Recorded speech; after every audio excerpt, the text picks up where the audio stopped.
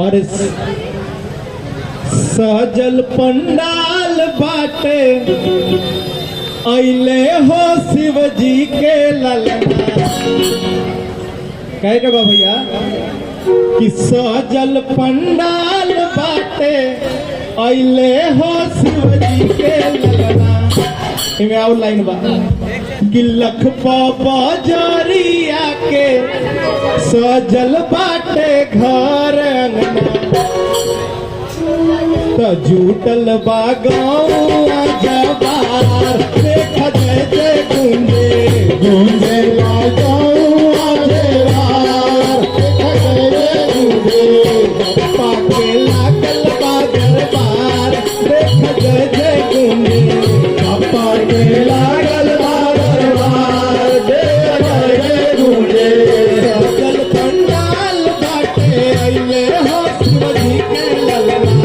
सजल पंडाल बाटे अइले हो शिव जी के ललना। सजल पंडाल बाटे अइले हो शिव जी के ललना। सजल पंडाल बाटे अइले हो शिव जी के ललना। सजल पंडाल बाटे अइले हो शिव जी के ललना। लखपर बजरिया के सजल बाटे घर अंगना। टूटल बा गाँव जबार देख जय जय गूंजे।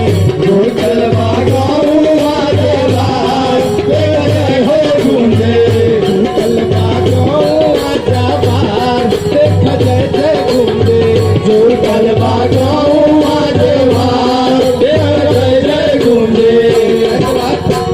पप्पा से सभे लोग लेता आशीर्वाद हो। काम कौन शुरू होला पूजला के बाद हो। भैया स्वर्ग से सुंदर सजल लखपा बाजार हो। रहे बाजार हो। स्वर्ग से सुंदर बाजार हो। इंतजार हो। सेल्फी खींचावे के भोगा वाला गावे हो। सेल्फी खींचावे के भोगा वाला गावे हो। सेल्फी बनावे के भोगा वाला गावे हो। सेल्फी खींचावे के भोगा वाला गावे हो। पप्पा के लागल बा दरबार देख जय जय गूंजे। पप्पा के लागल बा दरबार देख जय जय गूंजे।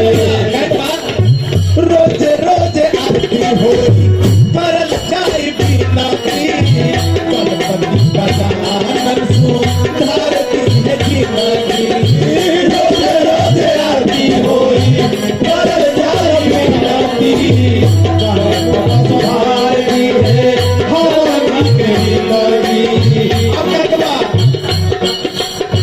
लखपा के मूर्ति हमरा दिल के बारी भावे हो। लखपा के मूर्ति हमरा दिल से बारी भावे हो।